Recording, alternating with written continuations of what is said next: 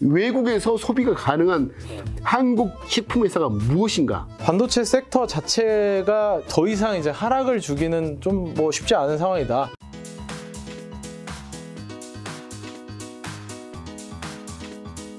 네.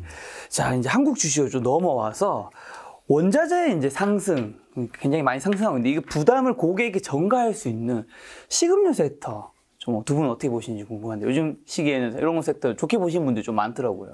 제가 먼저 말씀을 드리면 일단 최근에 실적 발표했던 해외 유명 브랜드들 뭐 프록터&갬블이라든지 네슬레라든지 이런 기업들 다 실적 잘 나왔거든요. 근데 이제 실적을 보면서 저희가 많이 느끼는 부분은 뭐냐면 퀀티티, 그러니까 수량의 상승, 진짜 매출 양의 상승이 그렇게 크진 않았고요. 오히려 역성장하는 경우가 많습니다. 근데 프라이스가 올라간 거거든요. 이거는 무슨 의미냐면 그냥 사던 사람들은 계속 사는데 더 많이 사는 건 아니고 좀 더 비싼 가격을 용인해 주면서 사는 정도인 거죠. 근데 이게 과연 앞으로의 확장성에 대한 꿈이 계속 이어질까? 라는 부분에서는 여전히 의문이어가지고 이게 이어지는 기업들, 그래서 음식료 섹터 안에서도 Q 상승이 동반되는, Q와 P가 다 올라가면 좋지만 P가 굳이 올라가지 않더라도 당장 Q가 늘어나는 기업을 좀 많이 봐야 된다고 생각하는 게, 지금은 성장률이 한 10% 뭐 이렇게 나오면 사실 P&G 같은 기업들이 10%나 성장을 하면 굉장히 성장 잘한 거거든요. 근데 이게 내년에 과연 20%를 유지할 수 있을까라고 봤을 때는 좀 제한적으로 생각할 수밖에 없거든요. 결국엔 Q가 안 늘어나 있기 때문에 가격을 한 번 더 올려야 된다는 건데, 그것도 어떻게 보면 일시적인 카드일 수 있는 거죠. 중장기적으로 봤을 때는 그게 과연 가능할까라는 생각들을 하게 되고요. 그래서 저희는 오히려 그런 것보다도 계속 Q가 늘어나서 더 많은 사람들의 지갑을 열게 해주는 음식료 섹터 내에 종목이 있다면 그걸로 좀 더 선택적으로 집중하시는 게 좋겠다라고 생각을 하고 있습니다. 회장님은 의견이 있으실까요? 식음료 섹터는 기본적으로 그동안 상승폭이 이제 적었던 것에 대한 투자 매력도 결국은 주식이라는 게 항상 많이 안 오르면 그걸 뜨게 돼 있거든요. 특별하지 않으면. 사실 식음료 회사는 쉽게 망할 수 없는 구조고, 설령 망해도 엑시트 플랜이 있어요. 사서 과점화를 만들어요. 사실 많은 한국의 식음료 회사들이 과거에는 분산돼 있는데 거의 대부분 회사가 다 이제 사서 M&A에서 과점적 체계를 갖추고 있잖아요. 그런 점에서 이제 가격 전가력이 생겼죠.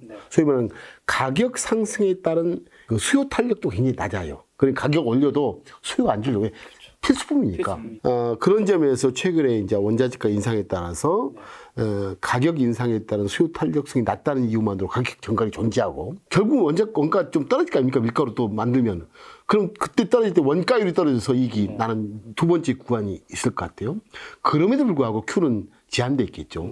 그런 점에서 이제 우리 피터 얘기처럼 Q가 뜰릴 곳, 바로 이제 우리나라를 벗어나서 매출이 늘 공간이 있는 회사들은 저는 주가의 상승이 충분할 것 같다. 그런 점에서 최근에 그 한국의 한류용품, K-컨텐츠를 기초로 한 그 세계화, 한류의 세계화는 그동안 수출을 하지 않았던 뭐 고추장이든 김치든 뭐 라면이든 그런 것들은 Q를 늘릴 수 있는 충분한 여지가 있겠다는 생각을 해보죠. 그래서 지금 뭐 사라면 뭐 괜찮은 기업들에서는 충분히 투자 매력도가 있다고 저는 이제 믿고 있습니다. 그래서 첫째는 가격 상승에 따른 마진 복진과 그 원자재 가격이 떨어지게 되면 이 가격을 또 안 내릴 거 아닙니까? 한번 그럼 그때 또 이 마진이 또 확보될 것이고, 떨어지려면 또 이게 그 다음에 이제 마지막으로 Q를 늘릴 수 있는 그 해외 확장력이 있는 그 외국에서 소비가 가능한 한국 식품회사가 무엇인가? 그 사료 같은 경우는 수출이 안 될 거 아닙니까? 근데 뭐 고추장이라든가 뭐 김치라든가 라면은 뭐 사람마다 다르겠지만은 최근에 뭐 미국의 뉴욕 같은 경우 비비큐 같은 경우는 치킨도 많이 팔린다는 게 뭐 치맥 문화가 한국 문화잖아요. 그래서 그런 점에서 저희들이 모두의 과거에는 제조업만 수출됐는데 지금부터는 서비스업까지 수출되면서 서비스가 유발하는 식품업은 새로운 길을 열 수도 있겠다는 생각을 해보죠. 지금 해외 매출의 비중이 좀 크거나 아니면 늘어나고 있는 게 중요하죠. 주식을 우리가 잘 살펴보면 좋을 수 있겠네요. 한번 이게 중독되면 쉽게 안 물러져요. 특히 매운 음식은 중독성 있는 음식이잖아요. 중독성 있는 음식은 결국 쉽게 자, 1분기 한국 기업 실적도 이제 발표되고 있는데 좀 실적 좋아 보이는 기업 중에 눈여겨보는 곳들이 있을까요? 본부장님? 뭐 실적 잘 나오는 기업들도 있고, 근데 이게 1분기를 조금 총평을 해보자면은 생각보다 잘 나오는 기업들이 있다. 가 있었던 것 같은데요. 뭐 사실 LG 에너지 솔루션이라든지 현대차, 기아차 같은 기업들이 대부분 대표적인 것 같은데 LG 에너지 솔루션 같은 경우도 원자재 가격이 워낙 많이 오르다 보니까 이거 마진이 줄어드는 거 아니야라는 우려를 많이 했는데 생각보다 잘 나왔거든요. 시장에서 보던 것보다 굉장히 실적이 잘 나왔는데 그 부분들이 이제 판가의 전가가 어느 정도 되어 있었다라는 거죠. 그리고 뭐 현대차, 기아차 같은 경우는 이제 워낙에 대기하고 있는 상황이 많기 때문에 인센티브를 좀 줄여가면서 또 주요 차종으로 그러니까 좀 믹스가 그러니까 OP 마진이 좀 더 좋은 마진이 좀 더 좋은 주요 고급 차종으로 이 시프트를 하면서 Q는 전체적으로 줄었지만 이익은 좋아지는 구간을 맞이했거든요. 그러니까 이렇게 좀 생각보다 관리가 잘 돼서 좋았다라는 기업은 있었던 것 같고요. 대형주들 중에서는. 근데 뭐 특별히 특징적으로 대형주들이 아주 뭐 압도적인 퍼포먼스를 보여줬다거나 이런 거는 그렇게 크진 않았던 것 같고요. 근데 중소형주들 중에서는 좀 아까 말씀드렸던 그 괄목할 만한 실적이 나왔던 기업들이 뭐 골프존이나 오늘 발표한 FNF 같은 기업들은 굉장히 의미 있는 실적이었다고 생각을 하고 있거든요. 특히 이제 골프존 같은 경우는 좀 생각을 해보면 아까 말씀드렸던 것처럼 하드웨어를 많이 판매하는 구조가 지금까지 이어져 왔었는데 이제는 그 안에 있는 가입자, 구독자를 중심으로 그러니까 회원 수를 처음으로 밝히셨더라고요. 골프존의 회원 가입자 수가 뭐 대략 몇만 명 정도 될 거라고 혹시. 골프존이요? 네. 100만 명? 진짜 많이 잡았는데. 100만 명. 네. 골프존 가입자 수가 350만 명이더라고요. 생각보다 굉장히 예, 굉장히 많습니다. 근데 이제 이걸 밝혔다라는 게 아까 저희가 하드웨어와 소프트웨어 서비스의 접목이 굉장히 중요하다고 얘기를 했잖아요. 지금까지 그냥 스크린 골프장에 골프존 기계 팔면서 뭐 한 번씩 수리해주고 변화되는 그 정도로 저희가 생각을 했었는데 그 회원을 기반으로 한 서비스 매출을 늘려나가겠다라는 거를 보여주는 게 사실 그 지표를 발표했던 이유일 거기 때문에 이제 그러한 실적들도 있었을 것 같고요. 근데 FNF 같이 이제 중국에서 지금 락다운 상황이어서 사실 점포가 좀 닫혀 있는 상황이라고 컨콜에서 말씀하시긴 하셨는데 그럼에도 불구하고 1분기에 보여준 실적은 굉장히 놀라웠거든요. 사실 영업이익이 한 90% 정도 상승을 하면서 어려웠던 상황에도 불구하고 중국에 나가서 굉장히 비즈니스를 잘했던 거는 이건 또 근데 사실은 그냥 다 좋다가 절대 아닙니다. 왜냐하면 FNF의 김창수 대표님이 굉장히 인사이트가 있고 그 비즈니스를 전개함에 있어서도 굉장히 속도감도 있으면서도 적절한 전략을 많이 택하셨기 때문에 인적 자본에 대한 또 투자거든요. 근데 제가 이렇게 종목 단위로 말씀드릴 수밖에 없는 게 지금 시장은 다 같이 좋다, 다 같이 나쁘다 이런 상황이라기보다는 이 상황에서도 대응을 굉장히 잘한 기업들은 좋은 실적을 내고 비즈니스 모델 개선을 하지만 그러지 못한 기업들은 비즈니스 모델이 망가질 수 있기 때문에 그래서 공부가 굉장히 중요한 분기 실적이 아니었나라고 생각을 하고 있습니다. 오늘 이제 우리 가장 중요한 질문, 아까 제가 말씀드린 종목 장세, 개별주 중에 오르는 것들이 이제 발생할 것이다 하셨는데, 자, 지금까지 종목 장세에서 사모아 가야 한 주식은 뭐 종목명은 얘기하실 필요는 없고요. 어떤 걸까요? 우리 피터가 언제 오죠? 너무 잘 하니까 피터 말을 들어야 되는데, 자, 그 전에, 사실 지금 시장은, 맞다시피 이제 주가는 누가 수요를 먼저 아느냐. 먼저 수요를. 그러니까 지갑이 열림을 누가 먼저 아느냐. 남보다 먼저 아느냐. 두 번째는 수요가 열리는 뒷단에 항상 경쟁이 있다는 사실을 누가 분석할 때 빨리 집어넣느냐. 이 두 가지 다 알면 이익이 나와요. 이 두 가지를 안 나면 이익이 나와요. 근데 이익이 나온다는 이유가 주가를 설명할 때 완전하기 위해서는, 즉 필요 충분 조건이 되기 위해서는 바로 이익의 퀄리티, 비즈니스 모델에 대한 그 밸류에이션이 가장 중요한 세상으로 화했다. 옛날에는 수요만 알면, 늘 삼성이 난 지갑 열는 곳에 먼저 봐라. 그게 중요하지 않는 게 아니고, 우리가 20대 MZ세대의 소비를 내가 모르잖아요, 저는. 근데 저의 강점이 제가 모르니까. 옛날에는 제가 어렸을 때 막 누가 지갑 열면 보고 그 부분보다는 제가 생각하는 것은 그 뒷단에는 경쟁 구도를 빨리 저는 알려고 노력하고 더 중요한 것은 어떤 게 좋은 비즈니스 모델이지? 이게 진짜 좋은 비즈니스 모델일까라는 궁금 속에서 앞으로 이제 투자가들이 이제 어떤 기업을 볼 때 그 이익의 퀄리티를 조사해봐라. 그 이익의 퀄리티가 이게 지속성, 이게 확장 가능성, 이게 예측 가능성, 이게 비변동성이 높은 기업인지에 대한 본인만의 관점을 계속 연습해 가면 좋을 텐데, 제가 한 가지 얘기를 하자면, 자, 어떤 회사가 우리 골프존 얘기도 했잖아요. 골프존이 피지컬 베이스에 매장을 열어요. 매장 여는 게 기업의 가치를 결정하는 하나의 변수라면 어느 순간 매장이 뭐죠? 안 열 거 아닙니까? 네. 그러면 기업의 매출은 감소가 되겠죠. 네. 매장만 하는 또는 매장에 들어간 기계만 판다면 판 다음에 끝이 보여요. 그렇죠, 그렇죠. 그 비즈니스 모델에서 나온 이익이 네. 마이너스 됐다고 해서 그 기업을 팔 수도 있어요. 근데 이 골프존이라는 어떤 회사가 매장과 동시에 매장이 열리게 되면 지속적으로 발생하는 소프트웨어 서비스를 또는 소모품을 파는 구조라면 매장이 늘지 않아도 그 다음에 서비스의 소모품 매출이 계속 나오기 때문에 누적적 매출이 생겨요. 그러니까 A라는 기업의 이익이 그걸 저는 서비스를 유발하는 하드웨어 기업인가 서비스가 없는 하드웨어 매출인가 즉 마이크로소프트를 보면 맞죠. 네. 요 스마트폰 애플폰이죠. 또 맥킨토시 뭐 등등 팔면서 하드웨어를 팔지만 그 속에 OS를 계속 팔면서 소프트웨어를 그래서 이 매출이 준다 하더라도 누적적으로 팔린 아이폰 몇만 대? 한 3억 대 되냐? 누적적으로 한 10억 대? 예, 그 정도 어쨌든 팔렸습니다. 이런 누적적으로 쌓인 걸로부터 서비스업이 계속 나오기 때문에 쉽게 매출이 안 될 거예요. 그래서 그처럼 앞으로 기업을 분석할 때 다른 좋은 비즈니스 모델도 있지만 제가 가장 분석의 대상이 될 만한 비즈니스 모델은 하드웨어 기업이라 하더라도 또는 피지컬 베이스의 매출이 있다 하더라도 그 속에서 서비스 내지 소모품 매출을 담보하는 유발시키는 기업은 PER을 즉 비즈니스 모델 PER을 높이 줘야 되는데 그 시장에서 이제 10% 줬어요. 10을 줬어 PER을. 이거 하드웨어 회사야. 네. 근데 제가 보기에는 OS도 있고 소프트웨어 매출도 있는데 왜 10을 줘? 난 30 줘도 돼. 그 차이가 결국은 승부의 게임 같아 앞으로. 네. 그래서 이제 기업 분석할 때 당연히 수요 봐야 되고 수요의 뒷면에 존재하는 경쟁 구도를 봐야 되고 대장쟁이죠. 대장쟁이 볼 뿐만 아니고 비즈니스 모델 측면에서 이 기업에 얼마나 PR을 줄 것인가에 대한 자기만의 관점 싸움 같아요.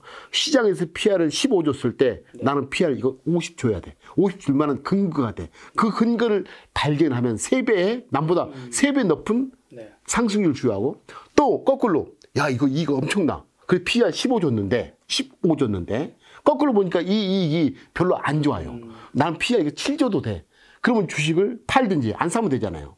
최근에 삼성전자가 주가가 많이 떨어졌지만은 제가 이제 삼성전자를 그동안 우리 포트폴리오 편입하지 않았던 이유는 바로 시장이 조회한 PER 그 이익의 퀄리티 측면에서 제가 분석하는 방법에 의해서는 PR이 높을 필요는 없겠다라는 속에서 이제 저희들이 편입을 안 했던 이유기도 하듯이 앞으로는 이 기업의 이익에 얼마의 PR을 줘야 돼? 라는 질문 속에 자기만의 관점을 담아내야 되고 저희들이 우리 회사에서 이제 많이 주목하는 게 거기 플랫폼 기업이 그럴 수도 있겠다.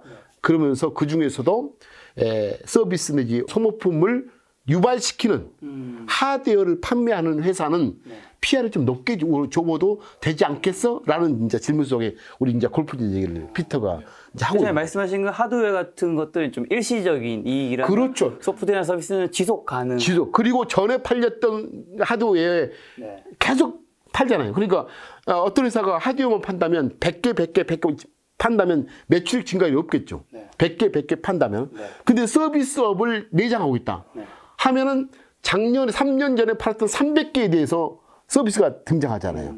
그래서 계속 느는 거죠. 그래서 이제 각자 이제 비즈니스 모델의 탐구가 앞으로 주식을 잘하느냐 못하느냐 싸움에서 전부는 알지 몰라도 상당 부분은 큰 역할을 차지할 것이다. 자, 지금부터 3호가연 주식 회장님께서 비즈니스 모델의 큰 변화, 굉장히 중요한 인사이트 주셨는데 이제 본부장님은 조금 더 밑단으로 좀 더 구체적으로 들어간다. 네, 그래서 뭐 사실 종목을 말씀드리기도 했었지만 사실 시간에 저희가 이 내용도 사실 회장님이 항상 강조해 오시던 내용이어서 그 연장선상으로 봐주시면 좋을 것 같은데 지금같이 매크로 변수의 변동성이 너무 크고 경쟁 환경이 너무 변화가 심한 상황에서는 저희는 시간의 경제적 혜자를 가지는 기업에 투자를 해야 된다, 사모해야 된다고 생각하거든요. 이걸 좀 쉽게 얘기해 보자면 저희가 얘기했던 사령관 기업들, OS를 장악하고 있는 기업들은 시간의 경제적 혜자를 가지고 있습니다. 예를 들어 애플. 애플을 쓰게 부모님을 만들어 드린 다음에 그 다음에 안드로이드로 다시 넘어가게 하는 거는 굉장히 어려운, 어마어마하게 어려운 작업이잖아요. 저도 지금까지 계속 안드로이드 쓰니까 애플로 못 넘어가겠어요. 근데 이게 심지어는 5, 60대 이게 익숙하지 않으신 분들한테 넘어가는 거는 굉장히 큰 진입장벽이 생기고 전환비용이 굉장히 높거든요. 근데 이거는 결국 시간이 흐르면서 점점 더 경제적 혜자가 늘어나는 거고요. 회장님 말씀하셨을 때 그 내용 연수 관련된 것도 굉장히 중요한 포인트인데, 과거에는 사실 자동차는 그냥 내구재이기 때문에 이거 오히려 PER을 더 낮게 줬거든요. 더 안 좋게. 한번 팔고 나면은 10년 뒤에 팔지 안 팔지 모르니까. 그 상황 경쟁 상황이 어떻게 바뀔지 모르니까.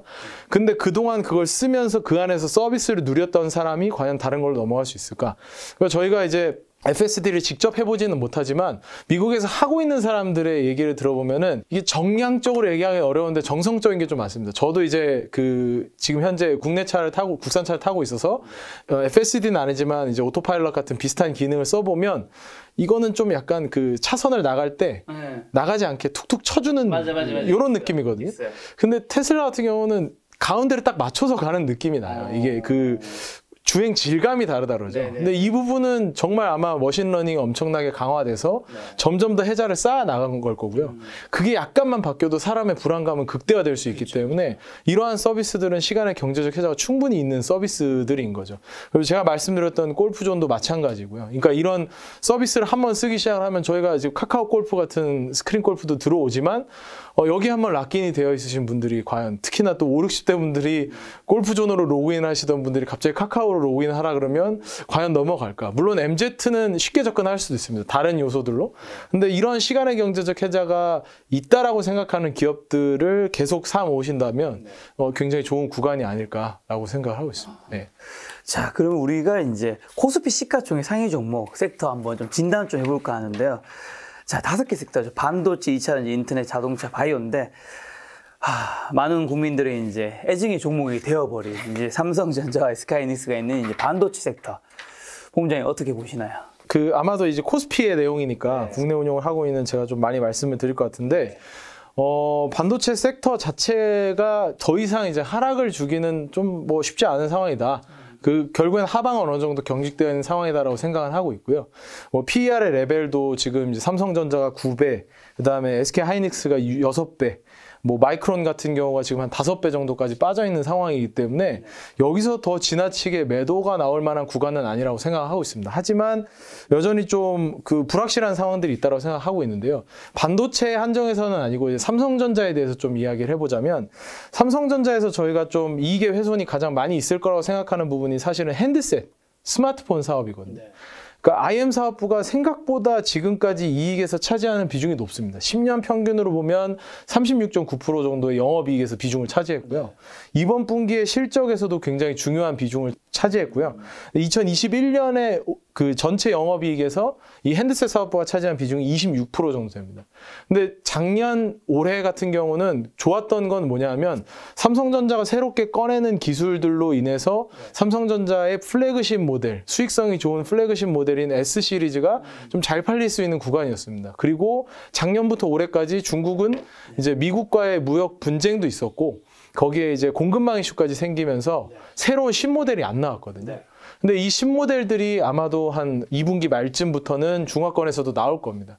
그러면 안드로이드라는 OS를 쥐고 있지 못한 삼성전자 입장에서는 앞으로 마켓쉐어를 뺏길 가능성이 좀 높아지는 거죠. 삼성전자가 여기서 새로운 뭔가 기능을 더한다면은 새로운 게 좀 있을 수 있겠지만 이미 폴더블은 나와 있던 상황이고, 폴디드 줌이라든지 이런 새로운 기술들은 대부분 다 채택을 해서 넣어놨던 상황이기 때문에 여기서 또 컨턴 점프를 하기는 쉽지는 않은 상황이다. 그러면 30%나 되는 이익의 부분이 훼손 가능성이 높다라는 거는 전자에 대해서 저희가 그렇게까지 좋게 생각하기 좀 어려운 부분인 것 같고요.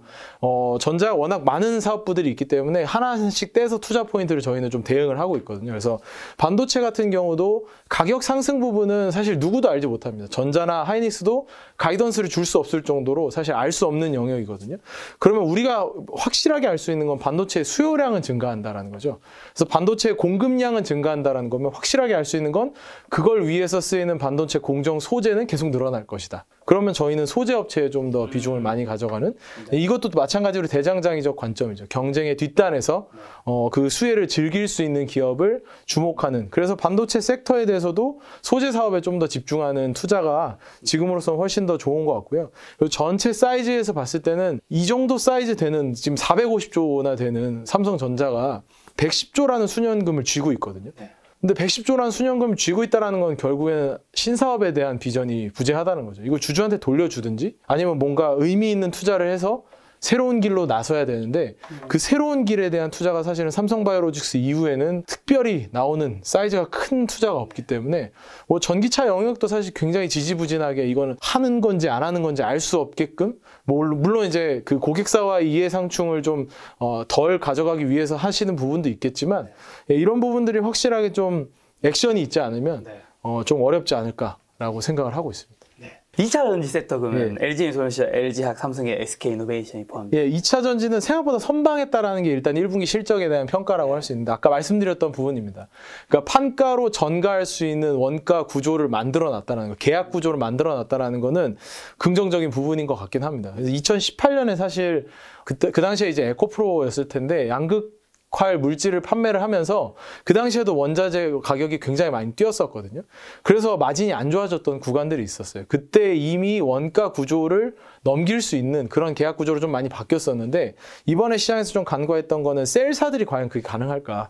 2차 전지 완성 셀을 만드는 업체들까지도 앞에 있는 완성차들한테 그게 가능할까 했는데 어느 정도 이루었다는 부분은 좀 긍정적이라고 할 수는 있을 것 같습니다. 근데 이게 좀 단기적일 수밖에 없다라고 저희는 여전히 생각을 하는 게요. 뭐 LG에너지솔루션이 그렇게 잘 해서 번 이번에 이익이 영업이익 2,500억 정도 되는 건데 이게 시가총액이 거의 이제 100조 수준이니까요. 뭐 이거를 1년으로 다 그냥 그대로 뿌려도 1조라면 PER이 여전히 100배 수준인 거고요. 예, 실제로도 포워드 PER로 한 100배 정도 수준을 밸류에이션을 받고 있기 때문에 이거를 감당하기 위해서는 훨씬 더 많은 성장이 필요한 상황이어서 지금같이 또 게다가 금리까지 올라가는 상황에서는 밸류에이션이 이렇게 높은 거를 감당하는 건 좀 쉽지 않다. 근데 여기도 마찬가지입니다. 대장장에는 여전히 주목하자. 왜냐하면 여기에 캐파가 늘어날 것에 대해서 누구나 다 공감하고 있기 때문에 2차 전지 섹터의 생산 능력 성장에 수혜를 볼 수 있는 경쟁이 심화되는 거에 수혜를 볼 수 있는 기업들은 뒷단에서 소재나 이제 그런 그 기업들로 좀 편입을 잘 포트폴리오를 구축을 해 놓으시면 충분히 함께 할 수 있지 않을까라고 생각하고 있습니다. 아마도 여기는 좋게 보실 것 같아요. 인터넷 섹터. 예, 인터넷 섹터도 근데 차별성이 좀 있는 상황인 것 같습니다. 그러니까 이번에 사실 아직은 카카오는 실적 발표가 내일 모레라서 5월 4일이어서 네이버 같은 경우는 실적 발표를 했습니다. 매출의 성장률이 1분기에 23% 정도 나와서 기업 규모를 고려했을 때는 여전히 성장성은 좀 잘 만들어내고 있는 상황이긴 합니다. 근데 이제 카카오와 비교를 해보면 카카오 같은 경우는 세일즈 그로스가 올해 한 40% 정도대 정도는 유지를 하겠다. 그 톡비즈에서 유지를 하겠다라고 말씀을 해주시고 있는 상황이기 때문에 성장률에서의 좀 차이가 나고 있는 상황이어가지고 이 두 가지를 나눠서 봐야 되는 것도 이제 두 회사의 대표적인 차이점은 네이버는 사실상 이제는 전자상거래가 훨씬 더 중요한 기업이고요. 카카오 같은 경우는 여전히 플랫폼 톡 비즈니스가 굉장히 중요한 상황이기 때문에 두 가지를 구분해서 봐야 되는 상황인데 네이버와 카카오를 보통 이제 묶어서 그냥 많이들 이야기를 하시잖아요. 예, 그래서 이제 비즈니스의 상황은 굉장히 다르다라고 보고 있고요. 네이버를 저희가 이제 둘 중에서 카카오를 선택해서 편입을 하고 있는데 네이버를 편입하지 않은 그것도 이제 전자상거래 부분입니다. 우리나라의 전자상거래의 침투율적인 측면을 고려를 해야 되는데요. 혹시 작가님 우리나라 온라인 그 상거래, 그러니까 한 100만 원어치 정도 사시면 온라인으로 어느 정도 사시는 편이세요? 오프라인과 온라인요? 네, 오프라인과 온라인 비중을. 온라인이 그래도 한 6, 70 되지 않을까요? 온라인 6, 70. 좀 아무래도 여기 많이 머무르다 보니까 촬영장에. 네. 우리나라 평균은 그럼 어느 정도 될 것 같으세요? 오프라인이 7대3, 오프라인이 더 많을 것 같은 느낌이 드는데. 오프라인이 여전히 오프라인이 아직 많은 상황이긴 합니다. 그래서 우리나라가 한 40% 정도까지 온라인이 침투가 돼 있거든요. 근데 이게 놀라운 거는 전 세계적으로 우리나라가 가장 높은 수치이거든요. 역시 디지털 광고. 예. 사실 미국은 한 10% 정도밖에 안 됩니다. 아마존이 있는데도? 예, 아마존이 있는데도. 그래서 이제 아마존도 여전히 우리가 계속 보고는 있어야 되는 게 침투율 측면에서 아직 룸이 아직 많습니다. 그래서 이걸 얼마나 더 가져가게 될지는 계속 주목은 해야 되지만 지금은 이제 사령관의 논리로 저희가 아직은 좀 지켜봐야 되는 국면이라고 생각하는데 회장이 항상 강조하시는 미국도 게, 굉장히 낮네. 예, 미국도 굉장히 낮습니다. 중국이 한 30%대 정도 되고, 예, 온라인이요? 네, 온라인. 중국이 미국보다 높아요? 네, 중국이 미국보다 높습니다. 중국은 모바일 오리엔트된 국가이기 때문에 굉장히 높습니다. 그래서 중국에서는 굉장히 다양한 공동구매 플랫폼들도 굉장히 많은 상황이고, 근데 이제 우리나라가 40%까지 왔다는 건 모든 사람들이 이제 작가님처럼 60에서 70%를 온라인으로 소비한다면 가능한 일일 수도 있습니다. 앞으로의 성장이 계속. 근데 그렇게 생각하기에는 너무 어그레시브한 부분이 있고요. 우리나라 전체 소매 판매액에서 또 자동차가 차지하는 비중이 한 10% 정도 되기 때문에 이게 온라인으로 급격하게 넘어온다? 좀 너무 공격적인 가정들이 좀 많이 깔려 있는 거죠. 그렇죠. 자동차 너무 또 비슷한 거니까. 예, 그렇죠. 그래서 우리가 봐야 되는 시장의 침투율이 이미 많이 올라왔다면 어느 정도 그거는 밸류에 반영을 해야 되는 거고요. 또 그게 이제 매출액 성장률이 앞으로 좀 나오기는 쉽지 않은 국면일 수 있다라는 걸 또 보여주는 거고, 말씀하셨던 것처럼 리오프닝이 되면 과연 또 앉아서 사기만 할까? 나가서 돌아다니면서 사는 수요가 있을 거기 때문에, 예, 저희는 이제 플랫폼 기업도 두 개로 구분해 봐야 된다고 생각하고요. 근데 카카오도 여전히 실적 발표 봐야 됩니다. 왜냐하면 실적 발표에서 매출의 성장률을 못 보여주면서 그렇게 말만 하는 건 아무 의미가 없기 때문에, 예, 근데 저희가 웹툰을 계속 얘기했던 거는 두 기업 다 공통적으로 굉장히 빠르게 성장하는 게 컨텐츠입니다. 네이버도 그렇고 카카오도 그렇고, 뭐 작년에 거의 세 자릿수 성장을 보여줬고, 올해 네이버 같은 경우도 지금 웹툰 쪽 비즈니스가 지난 1분기에 80% 성장을 했거든요. YOY로. 그러니까 이게 굉장히 큰 폭의 성장. 저도 매일 밤 웹툰 1시간씩 보고 자요. 네. 정말로요. 네. 와, 1시간? 카카오랑 이제 네이버 둘 다 보고 그냥 하루에 오로지 혼자 휴식할 수 있는. 그 중에는 어디가 좋아요? 뭐 특별하게 뭐 저는 컨셉이 네이버 달라요? 쪽이 조금 더 맞는 것 같긴 해요. 근데 사실 국내에서는 네이버 웹툰이 가지고 있는 그 입지가 엄청나기 때문에. 그렇죠. 근데 이제 카카오와 일본이나 다른 지역에서 만들어내고 있는 BM은 좀 또 다른 형태여가지고. 근데 이게 뭐 리오프닝이 된다고 해서 안 좋으냐? 그렇지도 않은 게, 웹툰을 가장 많이 소비하는 데는 사실 지하철. 엄청나게 많은 소비가 웹툰은 지하철에서 이루어지기 때문에 이동이 많아질수록 딱히 나쁠 것도 없거든요. 이런 컨텐츠의 성장이 이루어지고 있다는 건 두 회사의 공통점이라는 측면에서 이 공통점을 저희는 이제 투자 포인트로 가져가야 된다라고 생각을 하고 있습니다. 자, 그 다음은 이제 자동차 섹터죠. 현대차 기아가 있나. 이제 자동차는 올해가 굉장히 좋은 기회이자 위기일 수 있는 상황이라고 생각하는데요. 위기인 요인은 아까 테슬라를 통해서 많이 말씀을 드렸던 것 같고요. 기회로 잡을 수 있는지는 아직은 저희는 물음표입니다. 그래서 투자에 대해서도 아주 적극적으로 좋다라고 얘기하지 못하는 상황인 거는, 그러니까 기회였던 건 지금까지 100년의 자동차 판매 역사를 보면, 우리나라는 잘 그렇진 않지만 미국 같은 경우는 딜러십이 멀티 딜러십으로 딱 되어 있잖아요.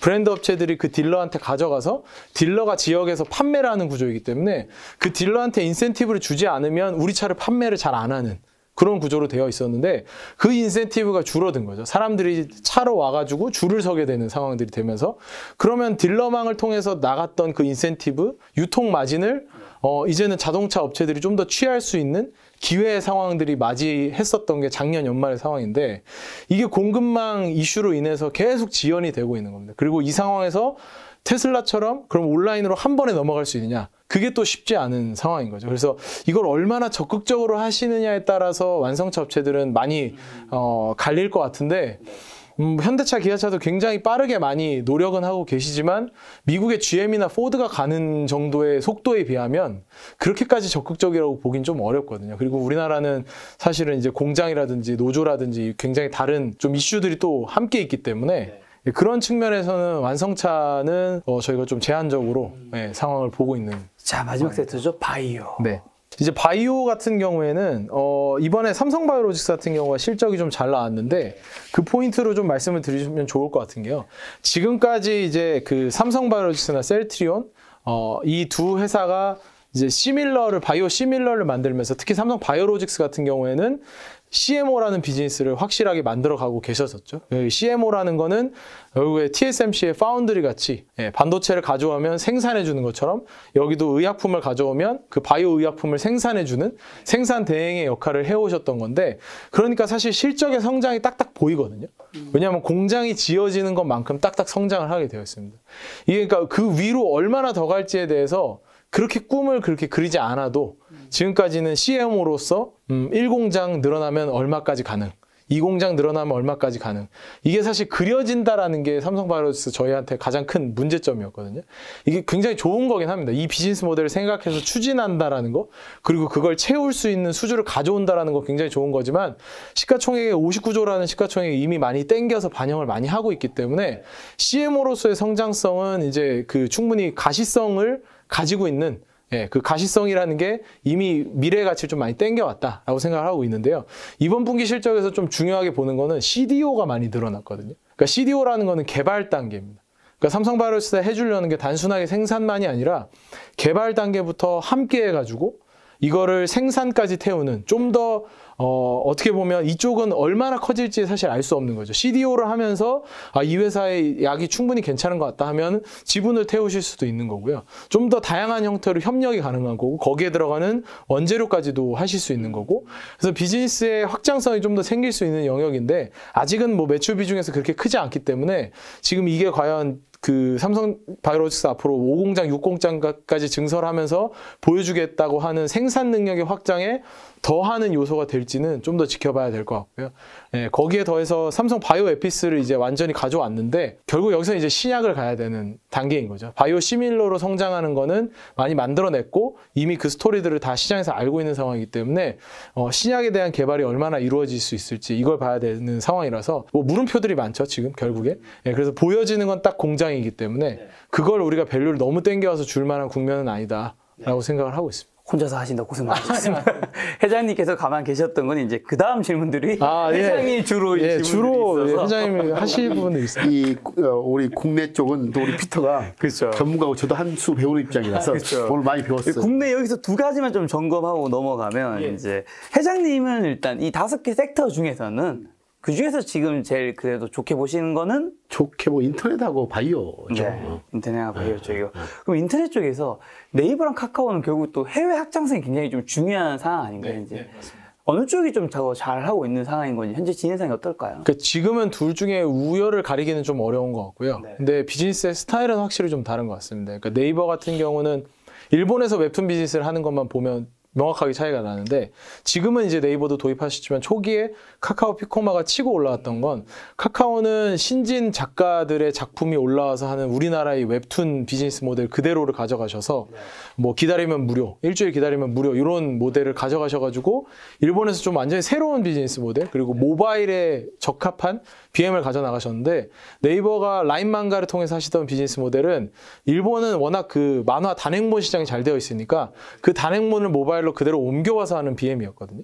근데 이게 두 개가 역전이 되면서 결국 네이버도 다시 이 비즈니스 모델은 사실 네이버가 훨씬 우리나라에서 이해도가 높은 거기 때문에 못할 건 아니었는데 비즈니스의 속도의 차이가 좀 있었던 것 같습니다. 그 카카오는 의사결정 자체가 굉장히 빠르게 탐색해보고 잘 안 되면 1년만이라도 접어버리고 뭐 최근에 접었던 서비스 중에 4월 29일로 접었던 게 음이라는 서비스 작년에 그 이제 그 클럽하우스 클럽하우스로 요즘 접었나요? 그거 카카오가 시작했던 비즈니스 접었거든요. 누가 접었어요? 카카오가. 클럽하우스 한때 엄청 핫했는데. 네, 클럽하우스 자체는 살아있는데 카카오가 그걸 따라해서 음이라는 서비스를 내놨었는데 그거를 4월 말일자로 접었거든요. 뭐 여러 가지 다른 요인들이 있겠지만 카카오는 이런 의사결정은 정말 빠르시거든요. 그러니까 안 된다 싶으면 바로바로 접고 될 것 같으면 조금이라도 시도를 해보는. 근데 저희는 이제 모바일 세상이라는 거, 인프라가 갖춰진 이 세상이라는 거는 좀 빠르게 실행해보고 빠르게 또 시행착오를 겪어보고 개선해서 다음번으로 나가고 이런 과정들이 좀 중요할 것 같다라는 생각이고요. 해외가 지금 딱 어느 기업이 잘한다라고 얘기하기는 좀 어려운 상황인 것 같습니다. 클럽하우스를 따라 만든 그 서비스 이름이 음이라고요? 네, 네. 이 음이요? 예, 네, 뭐 네임이 점점점이라는 거 잘 종료가 됐을 것 같은 느낌이 드네요. 근데 뭐 해외 현재 상황은 사실 네이버는 라인이라는 회사를 갖고 있기 때문에 당연히 지금 현재 사이즈는 네이버가 더 크겠지만 주식에서 중요한 건 앞으로의 확장 가능성이니까 그런 측면에서는 뭐 지금 둘 다 노력을 많이 하고 있는 상황 정도로 파악하는 게 맞는 것 같습니다. 자, 이제 본부장님 잠깐 물 드시면 좀 쉬고 계시면 됩니다. 이제 회장님 타임이라서.